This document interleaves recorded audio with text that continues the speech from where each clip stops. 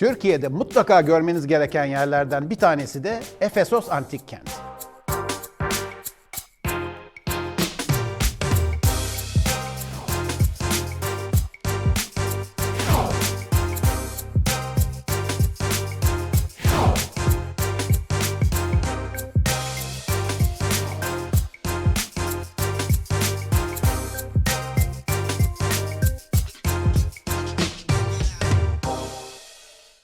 Türkiye'de mutlaka görmeniz gereken yerlerden bir tanesi de Efesos Antik Kenti. Günümüzdeki adıyla Efes. Peki siz Efes'i gördünüz mü? Efes deyince aklınıza neler geliyor? Bu videoda Efes'le birlikte Selçuk ve çevresindeki önemli yerleri ele alacağım. Efes için dünyanın en güzel antik kentlerinden biri desek yanlış olmaz. Efes'teki kazılar en az 130 yıldır devam ediyor. Bugüne kadar antik kentin sadece %15 veya 20'si gün ışığına çıkarılmış.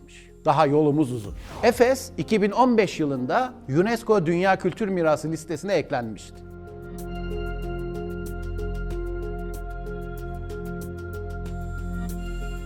Efes'in Roma döneminde Roma, İskenderiye ve Antiokya'dan sonra en büyük kent olduğu düşünülüyor. O zamanlar nüfusu çeyrek milyon civarındaymış. Bunun nedenlerini ticaret ve haç merkezi olması şeklinde özetleyebiliriz. Efes limanı, Sardis üstünden Susa'ya ulaşan kral yolu için bir başlangıç noktası. Bu açıdan antik dönemin önde gelen ticaret kentlerinden bir tanesi. Ancak limanın alüvyonlarla dolması nedeniyle önemini zaman içinde yitirmiş. Efes hep kadın ağırlıklı bir haç merkezi olmuş. Önceleri ana tanrıça Kibele, sonra Artemis, son olarak da Meryem Ana'yı ziyaret için çok sayıda hacı çeken bir kült merkezi Efes. Öte yandan Efes ilk filozoflardan Herakleitos'a ev sahipliği yapmış. Herakleitos bir kişinin aynı nehre 2 kere hem girebileceğini hem de giremeyeceğini iddia eden meşhur filozof.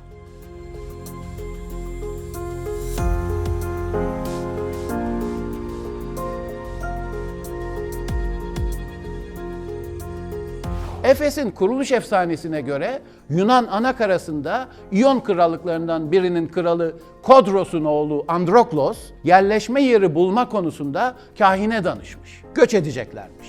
Kahin Androklos'un yerleşeceği yeri bir balık ile yaban domuzunun göstereceğini söylemiş. İyon koloniciler Ege'de karaya çıktıklarında Efes yakınlarında kamp esnasında balık kızartmışlar. Alev alan balıklardan bir tanesi çalıların tutuşmasına neden olmuş.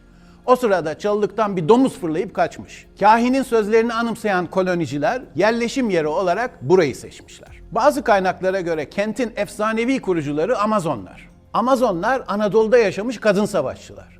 Erkeklerle yalnızca 2 nedenle ilgilenmişler: üreme ve savaş. Kentin tarihinin Hitit dönemine gittiğini ve Hitit kaynaklarında Apasas adıyla geçen kentin Efesos olduğunu ileri sürenler de var. Efes sırasıyla İyon, Karya, Leleg, Lidya, Pers, Büyük İskender, Lysimakos, Pergamon, Roma, Bizans ve Türk dönemlerini yaşamış.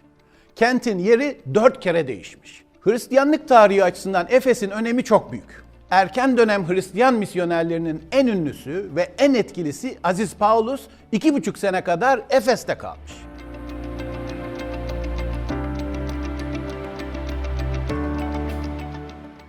Efes, milattan sonra 5. yüzyılda 3. Ekümenik Konsile ev sahipliği yapmış. Bu konsilde Hazreti İsa'nın Tanrı ve insan olarak 2 tabiatının bulunduğuna karar verilmiş. Hristiyanlıkta Yuhanna'nın vahiylerinde geçen Asya'nın 7 kilisesinden biri Efes. İncil'e göre Hazreti İsa çarmıha gerilirken annesini havarisi Yuhanna'ya emanet etmiş. Yuhanna ve Meryem Ana 42 ile 48 yılları arasında Efes'e gelmiş ve Efes'te yaşamış.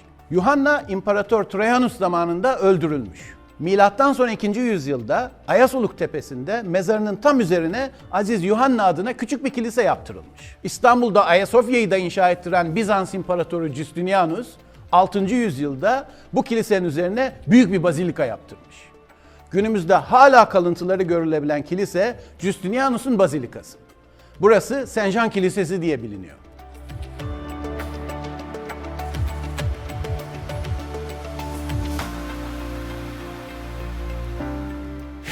Yuhanna Efes'te öldürülmüş. Peki Meryem Ana'ya ne olmuş? Efes'te bir süre kaldığı kesin gibi görünüyor. Ama nerede öldüğü belli değil. Meryem Ana'nın Efes'te yaşadığı evi daha önce Efes'e hiç gitmemiş olan Catherine Emmerich adında bir Alman rahibe tarif etmiş. Doğaüstü güçleriyle tanınan Emmerich, ilahi bir hayal gücüyle mekanı görmüş. Günümüzde Meryem Ana evi diye bilinen yer, papaların ziyaretleriyle önemli bir haç mekanına dönüşmüş. Buraya birçok Hristiyan hacı geliyor.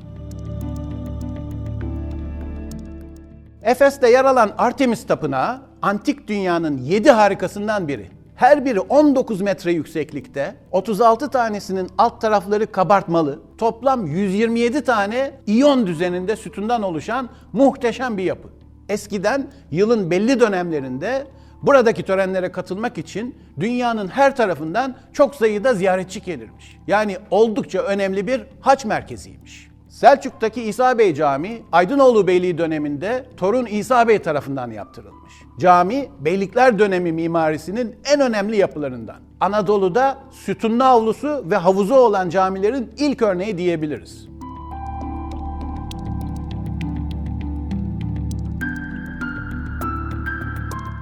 Efes Ören Yeri, merkezdeki 3 ana cadde etrafında yer alan birçok yapıdan oluşuyor. Bu caddeler Kuretler Caddesi, Mermer Cadde ve Liman Caddesi. Caddelerin altında gelişmiş bir kanalizasyon sistemi var. Kuretler Caddesi'ndeki dükkanların arasında hazır yemek satan halk mutfakları bile var. Yani Efesliler pişmiş yemek satın alıp evlerinde yemişler.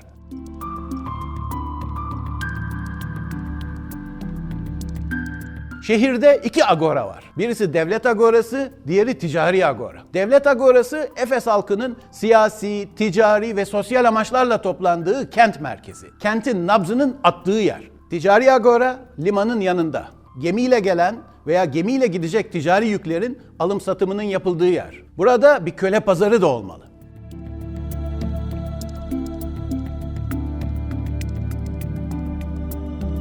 Efes'te 2 tiyatro yer alıyor. Büyük tiyatro 24.000 seyirci kapasiteli. Muhtemelen Anadolu'nun en büyük antik tiyatrosu. Küçük tiyatro 2 işlevi olan bir odeon. Odeon, müzik dinletileri ve piyeslerin sergilendiği küçük tiyatrolara verilen isim. Burası ayrıca kentin danışma meclisinin toplantıları için de kullanılmış. Yani bir tür senato binası. Odeon'un üstü eskiden kapalıymış.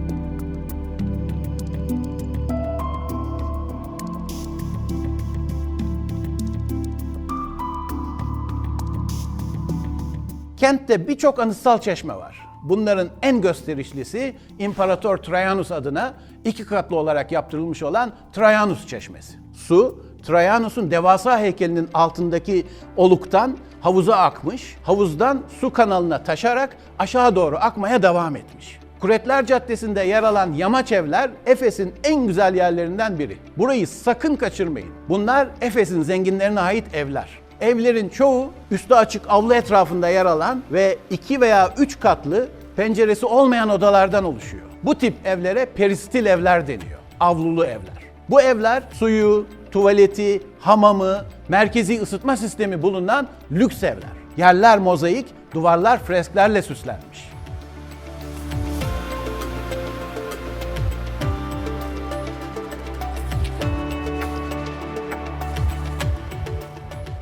Mitolojiden sahneler, filozof resimleri bu evlerde yaşayanların eğitim düzeyleri hakkında bilgi veriyor.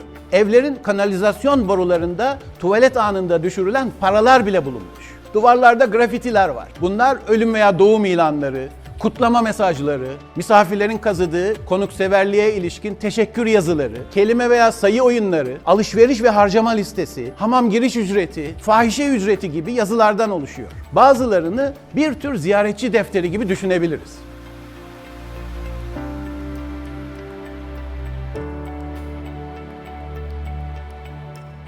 Efes'te birkaç tapınak var. En ilginci Hadrianus Tapınağı. Çok küçük olmakla birlikte oldukça gösterişli. Kentte çok sayıda hamam dikkat çekiyor. Hamamlar daha çok şehrin girişlerinin yanında yer alıyor. Tuvaletler Skolastikia hamamlarının bir bölümü olarak inşa edilmiş. Bunlar halka açık umumi tuvaletler. Tuvaletin 4 duvarının önünde üzerinde yuvarlak delikler olan taş mermer banklar şeklinde. Ayak ucunda akan su taharet amaçlı. Skolastikiya hamamlarının bir başka bölümü aşk evi olarak yorumlanıyor. Hiçbir arkeolojik veriye dayanmasa da bazılarına göre burası üst katı kadınlara, alt katı ziyaretçilere ait bir genel ev. Efes Müzesi'nde sergilenen cinsel organı çok büyük, grotesk bir adam şeklinde betimlenmiş Priapos heykeli aşk evinde bulunmuş. Priapos özellikle bereket törenleriyle ilişkilendiriliyor. Celsus Kütüphanesi Asya Eyaleti Konsülü Celsus'a mezar olmak üzere oğlu Akila tarafından inşa ettirilmiş. Kütüphane antik dünyanın 3. büyük kütüphanesi. En büyüğü İskenderiye'de, 2. büyüğü Pergamon'da.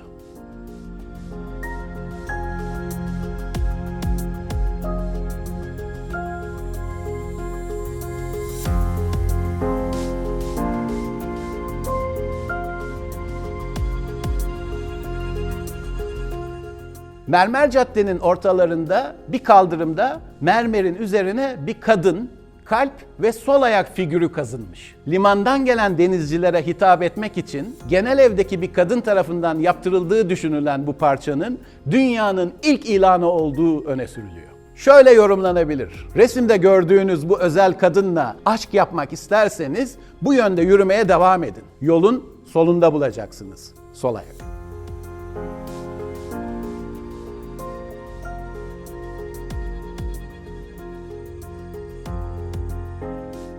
Selçuk'ta yer alan Efes Müzesi, Efes kazılarından çıkarılan eserlerin sergilendiği güzel bir müze. Müzede sergilenen en iyi iki buluntu Artemis'in mermer heykelleri. Tanrıçanın göğsündeki yumurta biçimli parçalar önceleri göğüs, yumurta, üzüm ya da hurma olarak yorumlanmıştı. Yeni yoruma göre bunların bayramlarda Artemis'e kurban edilen boğaların testisleri olduğu öne sürülüyor.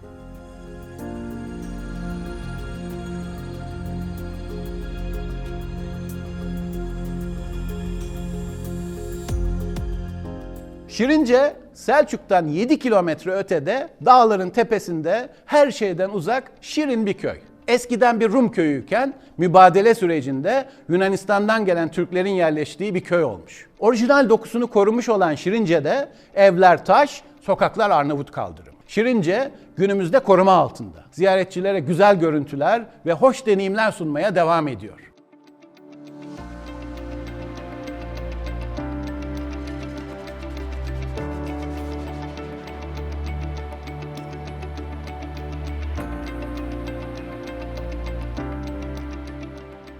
Çamlık Köyü'ndeki Buharlı Lokomotif Müzesi, Türkiye'nin en büyük demiryolu müzesi. Anadolu'daki ilk demiryolu hattı olan İzmir-Aydın Demiryolu'nun bir kısmıyla eski Çamlık tren istasyonunun üzerine kurulmuş. 1957 yılında 95 kişinin hayatını kaybettiği meşhur Yarımburgaz tren kazasını yapan Şark Ekspresi lokomotifi de bu müzede sergide.